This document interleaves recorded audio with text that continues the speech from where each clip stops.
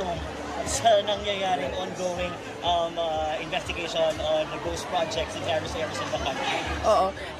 Kaya nga po nakikita nyo sa iba't ibang lugar sa ating bayan, no? At even iba't ibang lugar sa mundo dahil marami tayong mga overseas Filipinos ay nagagalit dahil alam naman natin ilang beses na nagsabi, in fact ako kasali ako sa mga nagsabi, no, sa ating Pangulo noon sa Department of Education na merong problema yung 2025 budget.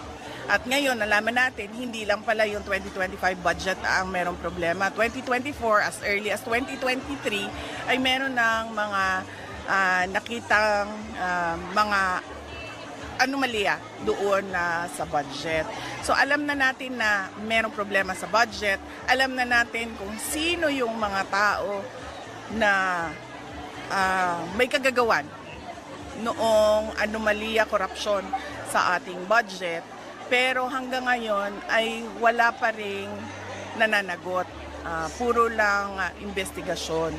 So yun yung sinasabi ko na mukhang mukhang yung sinasabing Independent Commission for Infrastructure ay ginawa lamang para kontrolin yung istorya, kontrolin yung narrative sa corruption scandal.